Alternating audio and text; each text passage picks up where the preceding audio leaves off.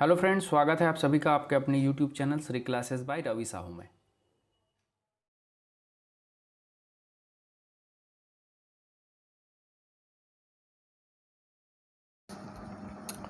Friends, ये CGPSC ACF ranger के लिए फर्स्ट वीडियो है। इसमें मैं सबसे पहले हिंदी भाषा का वीडियो बना रहा हूँ। ये हिंदी भाषा का पहला टॉपिक है भाषा बोध।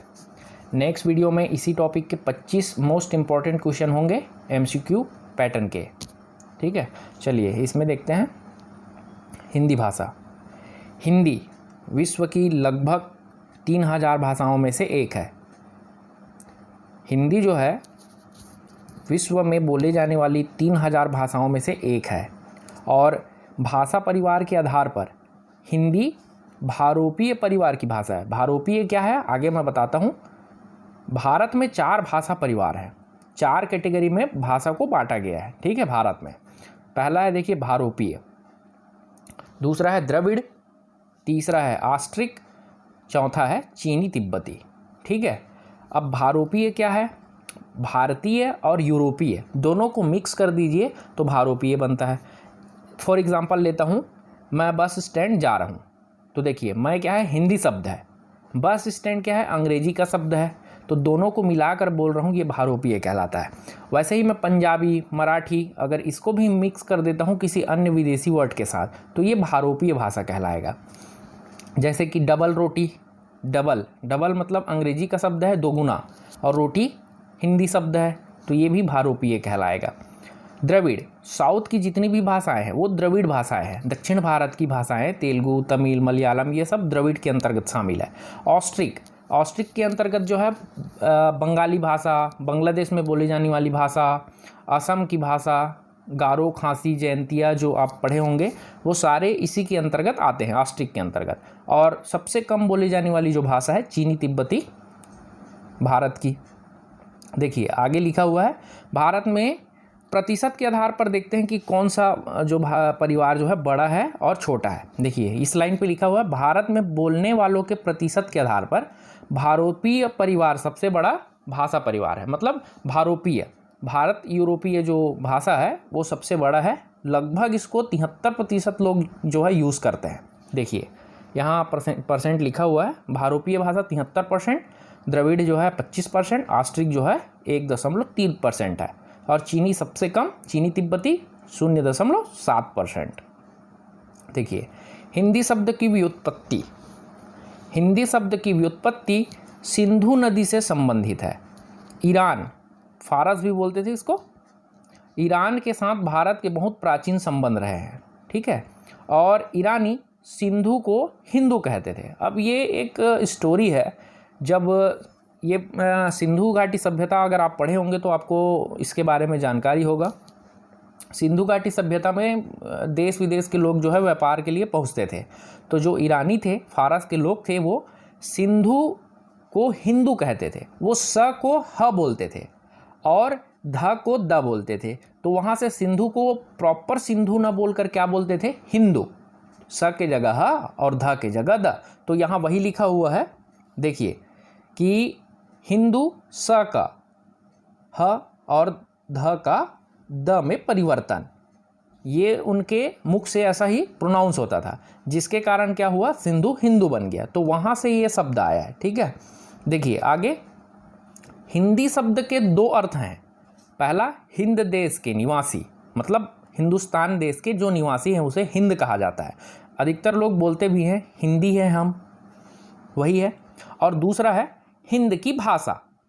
तो हिंदी शब्द के 2 अर्थ, हिंद देश के निवासी और हिंद की भाषा। ठीक, अगला, अब यहाँ पे भाषा को डिफाइन करना है कि भाषा होता क्या है। अगर मैं जनरली पूछूं कि भाषा क्या है तो आप कैसे बताएंगे? ये एक लिखा हुआ है, डेफिनेशन है ना, इसको आप याद रख सकते हो, रट सकते हो। लेकिन अगर नॉर्मल वे में पूछूं कि क्या है तो फिर थोड़ा डिफ़िकल्ट हो जाता है इसको बताना, लेकिन बहुत इजी है, आप बता सकते हैं। जो आप अपने मन के बात को बोलना चाह रहे हैं, जो आप व्यक्त करना चाह रहे हैं, वही क्या है, भाषा है। देखिए यहाँ मैं पढ़ता हूँ, भाषा शब्द की व्युत्पत्ति संस्कृत की भाष धातु से हुई है। इसका अर्थ बोलना या कहना होता है। यहाँ लिखा हुआ है बोलना या कहना होता है, अर्थात भाषा अभिव्यक्ति का माध्यम है, मतलब अपने मन के बात को व्यक्त करना, उसको बोलना, ठीक है, एक माध्यम है। अब यहाँ क्लियर हो जाएगा, इस लाइन पे क्लियर हो जाएगा, भाषा वह माध्यम है जिसके द्वारा मनुष्य अपने भावों, विचारों, संवेदना को संप्रेषित या अभिव्यक्त कर सकता है। देखिए क्या क्या लिखा हुआ है, भाव को, विचार को, संवेदना को वो क्या करेगा, व्यक्त करेगा, वही क्या है, भाषा है। चलिए अब देखते हैं भाषा के बारे में अन्य तथ्य को। भाषा के अंतर्गत ध्वनि भाषा की सबसे छोटी इकाई है, इसे वर्ण भी कहते हैं। देखिए यहाँ से क्वेश्चन आता है, ये बहुत इंपॉर्टेंट बिंदु है, इसको आप अच्छे से करिएगा, ये बहुत इंपॉर्टेंट है और पेपर में बार बार इसको पूछता है। देखिए क्वेश्चन क्या रहता है, भाषा की सबसे छोटी इकाई क्या है, तो अधिकतर यहाँ वर्ण आंसर रहेगा, ठीक है। और अगर वर्ण नहीं दिया तो मान के चलिए इसका आंसर रहेगा ध्वनि, ये ठीक है, या तो ध्वनि या वर्ण, ठीक है, भाषा की सबसे छोटी इकाई है। आगे देखते हैं, वर्ण का अपना कोई अर्थ नहीं होता, वर्णों के मेल से शब्द का निर्माण होता है। इसका क्या मतलब है, अभी समझ आ जाएगा। देखिए वर्ण का मतलब है अ आ इ ई क ख ग घ, ठीक है। अब मैं फॉर एग्जांपल यहाँ लिखता हूँ कुछ वर्ण, क लिखता हूँ, फिर इसी में जोड़ देता हूँ आ को और म को, ये सिंगल में इसका कोई अर्थ नहीं है, क, आ और म।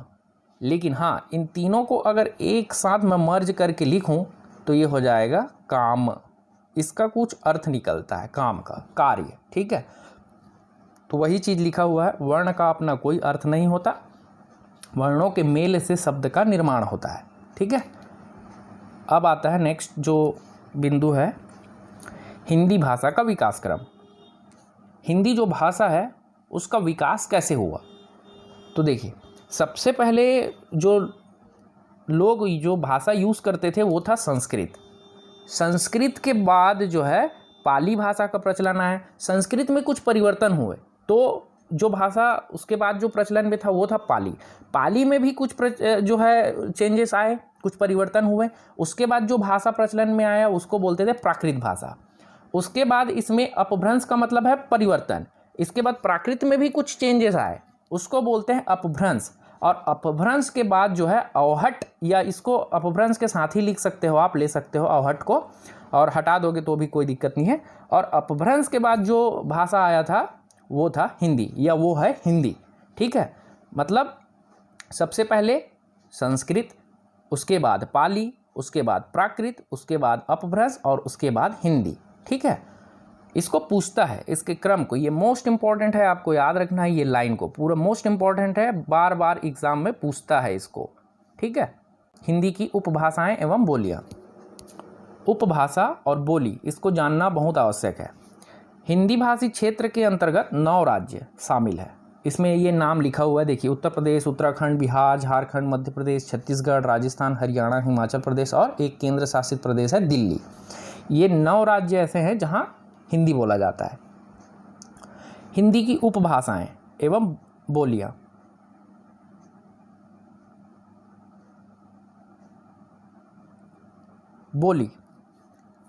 बोली क्या है, जैसे एग्जाम्पल के लिए लेता हूँ, ये एक बहुत ही सीमित क्षेत्र में बोला जाता है, मतलब छोटे सीमित क्षेत्र में जो भाषा जो बोली यूज़ होता है, बात करते हैं, जो अपन भाषा यूज़ करते हैं उसको बोली कहते हैं।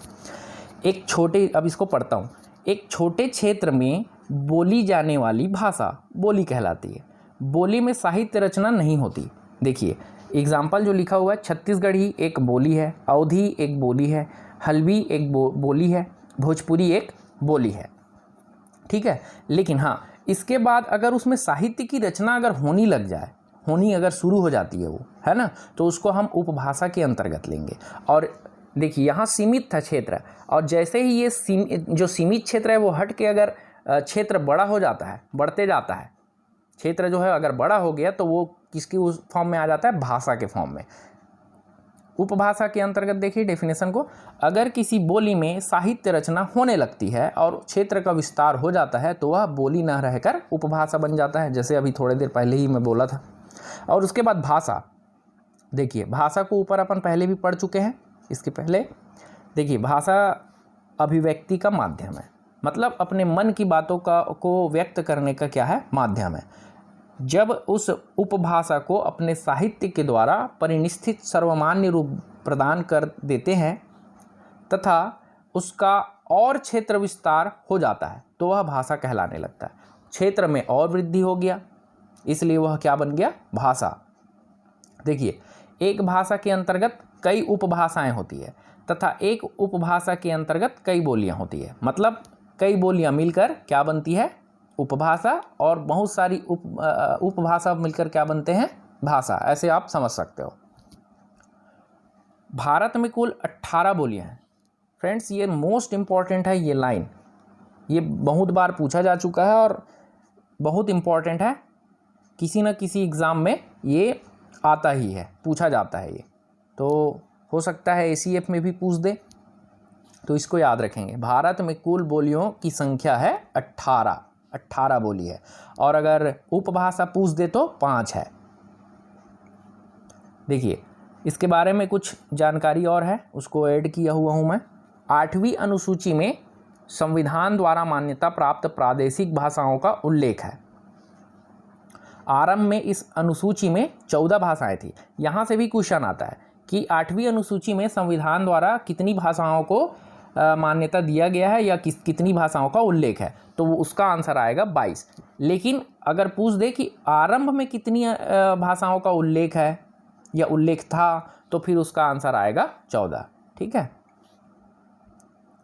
देखिए अब जो मैं ऊपर बता रहा था उसी को यहाँ पढ़ने वाले हैं। उपभाषा कितने हैं, 5 हैं। देखिए राजस्थानी, पश्चिमी हिंदी, पूर्वी हिंदी, बिहारी और एक और है पहाड़ी। ठीक है, इसको ऐड करना है, यहाँ वो ऐड है नहीं। देखिए उपभाषा पहले नंबर में राजस्थानी उपभाषा के अंतर्गत कितनी सारी बोलियां हैं, देखते जाइए। राजस्थानी, मारवाड़ी, जयपुरी, ढूंढाड़ी, मेवाती, मालवी, ये सब क्या है, बोलियां हैं। राजस्थान एक स्टेट है, उसके अंतर्गत राजस्थानी उपभाषा है और वहाँ इतनी सारी बोलियां आती है। देखिए क्षेत्र में, प्रमुख क्षेत्र में क्या लिखा हुआ है, राजस्थान। ठीक है, और ये सब बोलियां हैं वहाँ की। देखिए अब पश्चिमी हिंदी के अंतर्गत क्या क्या बोली है, कौरवी, या इसी को बोल देते हैं खड़ी बोली। खड़ी बोली को और क्या बोलते हैं, ये क्वेश्चन आता है, तो इसको आप याद रखेंगे, क्या बोला जाता है, कौरवी। ठीक है, खड़ी बोली को। हरियाणवी, ब्रजभाषा, बुंदेली और कन्नौजी, ये भी क्या है, बोली हैं पश्चिमी हिंदी उपभाषा के अंतर्गत, और इसका जो क्षेत्र है वो क्या है, उत्तर प्रदेश, हरियाणा। अब देखिए पूर्वी हिंदी के अंतर्गत बोली है अवधी, बघेली और छत्तीसगढ़ी को यहाँ देखिए, छत्तीसगढ़ी किसके अंतर्गत आता है, ये एक इम्पॉर्टेंट क्वेश्चन यहाँ से बन सकता है। छत्तीसगढ़ी जो बोली है वो किस उपभाषा के अंतर्गत आता है, एक क्वेश्चन ऐसा बनेगा, तो इसका आंसर आ जाएगा पूर्वी हिंदी। और पूर्वी हिंदी के उपभाषा के अंतर्गत कौन कौन सी बोलियाँ शामिल है, और अगर मान लीजिए ये चारों को मैं आपको ऑप्शन में देता हूँ तो आंसर छत्तीसगढ़ी रहेगा। पूर्वी हिंदी उपभाषा के अंतर्गत कितनी बोलियाँ शामिल है, तो ये चारों में आपको अगर एक पिक करना है तो छत्तीसगढ़ी उसका आंसर रहेगा। ठीक है, और पूर्वी हिंदी का जो क्षेत्र है वो उत्तर प्रदेश, मध्य प्रदेश, छत्तीसगढ़। बिहारी उपभाषा के अंतर्गत शामिल है भोजपुरी, मगही और मैथिली। बिहार, उत्तर प्रदेश इसके क्षेत्र हैं। देवनागरी लिपि क्या होता है, देखिए बोली को समझ गए, उपभाषा को समझ गए, भाषा को समझ गए, अब लिपि क्या है, ऐसे ही आपको समझाने की कोशिश करता हूँ। जैसे मैं बोल रहा हूँ, मौखिक रूप से बोल रहा हूँ, वो भाषा है। अगर इसको मैं लिखना शुरू कर दूँ और आप जैसे आप पढ़ रहे हो, अभी इसको देख रहे हो, देवनागरी का जो डेफिनेशन है उसको लिखे हुए फॉर्मेट में पढ़ रहे हो, तो ये क्या कहलाता है? लिपि कहलाता है। लिखे हुए फॉर्मेट में जमा जुमाया अगर आप पढ़ रहे हो तो वो क्या है? लिपि है। देखिए, देवनागरी एक भारतीय लिपि है जिसमें अनेक भारतीय भाषाएं तथा कई विदेशी भाषाएं लिखी जाती है। उदाहरण में लिखा हुआ है, देखिए, हिंदी, संस्कृत, मराठी, कश्मीरी, नेपाली, रोमानी, ये सब देवनागरी लिपि में लिखे जाते हैं। ठीक है, लिखना अपने मन की भावनाओं को, बातों को, या जो भी टॉपिक है उसको लिखकर लिपिबद्ध किया जाता है। ठीक है, देवनागरी लिपि जो है बाएं से दाएं लिखी जाती है। ठीक है, और अब देवनागरी लिपि को पढ़ रहे तो आपको दो लिपियां और आपको याद रखनी पड़ेंगी। एक है ब्राह्मी लिपि और दूसरा है खरोष्ठी। ब्राह्मी लेफ्ट से राइट की ओर लिखा जाता है, मतलब बाएं से दाएं, और खरोष्ठी जो है दाएं से बाएं। उर्दू जो लिखते हैं वो राइट से लेफ्ट की ओर लिखते हैं। ठीक है, जैसे हम लोग हिंदी, अंग्रेजी को जब लिखते हैं तो कॉपी के लेफ्ट से चालू करते हैं और राइट की ओर आगे बढ़ते हैं, है ना। तो ये ब्राह्मी है। अगर आप ऐसे लिख रहे हैं भाषा, फिर ये देखिए ऐसे बढ़ रहे हैं, यहाँ एंड हुआ, फिर ऐसे जा रहे हैं, तो ये ब्राह्मी लिपि है। लेकिन अगर आपको खरोष्ठी लिपि में लिखना है तो आपको यहाँ राइट से चालू करना पड़ेगा और ऐसे ख़त्म होते जाएगा। ठीक है, ये ऐसे, तो ये खरोष्ठी है।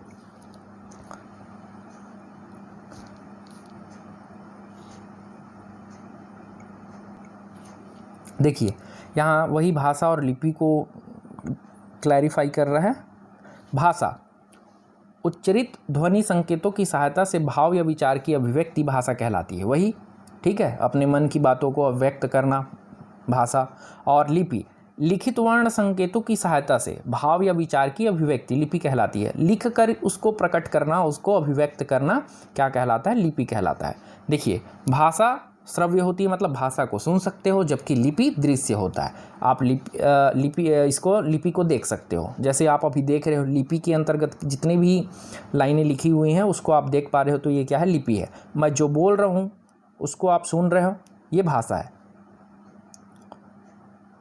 देखिए, इसके बाद ये कुछ फैक्ट हैं लिपि और भाषा के बारे में, तो इसको आप स्क्रीनशॉट लेकर पढ़ सकते हो या फिर वीडियो को पॉज करके पढ़ सकते हो, देख सकते हो।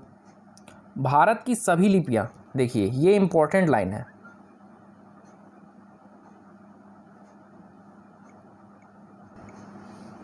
देखिए ये जो लाइन है, भारत की सभी लिपियां ब्राह्मी लिपि से ही निकली हैं।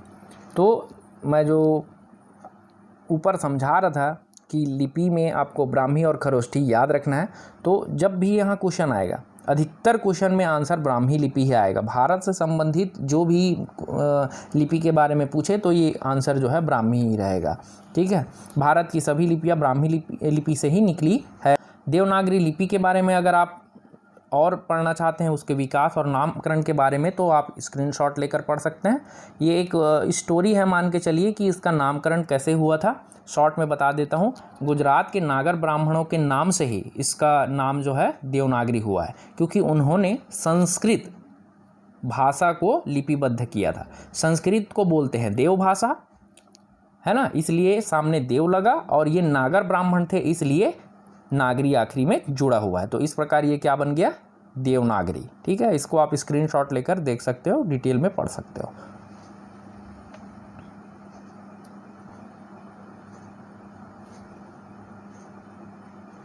ये यहाँ लिखा हुआ है, देव भाषा संस्कृत को लिपिबद्ध किया गया, इसलिए नागरी में देव शब्द जुड़ गया और बन गया देवनागरी। ठीक है, ये जो है लेफ्ट से राइट की ओर, बाएं से दाएं की ओर लिखा जाता है। और जो ब्राह्मण थे, ये नागर ब्राह्मण के नाम से इसे नागरी कहा गया था। देखिए, ये है मोस्ट इम्पॉर्टेंट पोर्शन।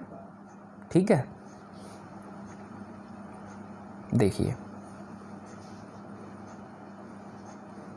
राष्ट्रभाषा आंदोलन से संबंधित धार्मिक व सामाजिक संस्थाएं। देखिए, पहला, ब्रह्म समाज के संस्थापक कौन है, ये पूछेगा क्वेश्चन में, पूछेगा इसको।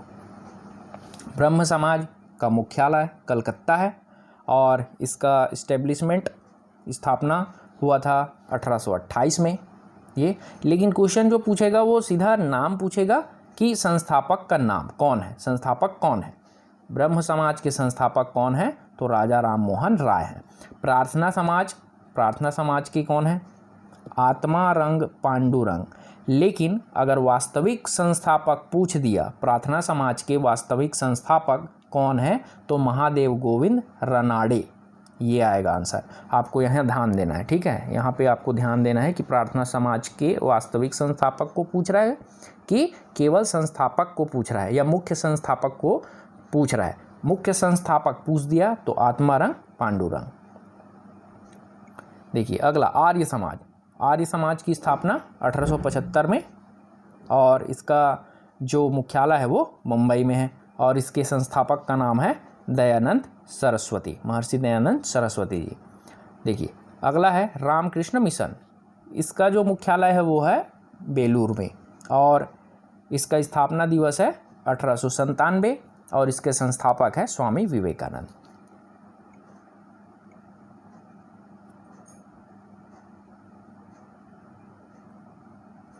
कुछ प्रश्न है उसको सॉल्व कर लेते हैं। देखिए हिंदी किस भाषा परिवार की भाषा है? तो यहाँ पूछ रहा है कि हिंदी जो हम अभी बात कर रहे हैं, जिस लैंग्वेज में बात कर रहे हैं, वो हिंदी भाषा किस परिवार की भाषा है या किस परिवार के अंतर्गत शामिल है, किस भाषा? तो आप आसानी से बता सकते हैं कि ये किसके अंतर्गत आएगा। ये इसका आंसर होगा भारोपीय भाषा के अंतर्गत शामिल है। देखिए दूसरा, हिंदी भाषा की लिपि है, भाई बहुत इजी है ये। हिंदी भाषा की लिपि जो है देवनागरी लिपि है, ये इसका सही आंसर रहेगा। चलिए इसको ट्राई करिए। भाषा का निर्माण होता है, भाषा का निर्माण कैसे होता है? अमूर्त ध्वनियों से, मुख्य संकेतों से, व्यक्त ध्वनियों से और आँखों से। तो इसमें ये तो हो ही नहीं सकता, आँखों से नहीं हो सकता भाषा का निर्माण, संकेतों के माध्यम से भी नहीं हो सकता। अब आपको थोड़ा सा ये दोनों में 50-50 है कि किसको लें, तो जाहिर सी बात है व्यक्त ध्वनियों से। व्यक्त करना, बोलना, ध्वनियों को जब, वर्णों को या ध्वनि को जब आप बोलेंगे तो भाषा का निर्माण होगा, ठीक है। चौथा, भाषा की सार्थक लघुत्तम इकाई है। देखिए इसको शामिल किया हुआ हूँ मैं क्योंकि ये बहुत इंपॉर्टेंट क्वेश्चन है और पूछा जाता है ये बार बार, ठीक है। भाषा की सार्थक लघुत्तम इकाई है ध्वनि, शब्द, वाक्य, संयुक्त वाक्य। तो इसका सही आंसर होगा ध्वनि। और अगर ध्वनि, यहाँ पे ध्वनि नहीं रहता तो इसके जगह क्या रहता? वर्ण रहता, वर्ण, ठीक है, ये सही आंसर हो जाता, लेकिन यहाँ ध्वनि है। देखिए हिंदी दिवस किस दिन मनाया जाता है? ये सबको पता होगा, ये बहुत इजी है।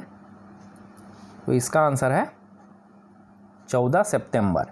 14 सितंबर को हिंदी दिवस मनाया जाता है। ये पहले वीडियो में इतना ही। नेक्स्ट वीडियो में इसी टॉपिक से 25 MCQ पैटर्न के क्वेश्चन रहेंगे, ठीक है। तो आई होप ये वीडियो आप सभी को पसंद आया होगा, और वीडियो अगर आपको पसंद आया है तो चैनल को लाइक, शेयर और सब्सक्राइब करना ना भूलें, क्योंकि ज्ञान और खुशियाँ बांटने से ही बढ़ती है।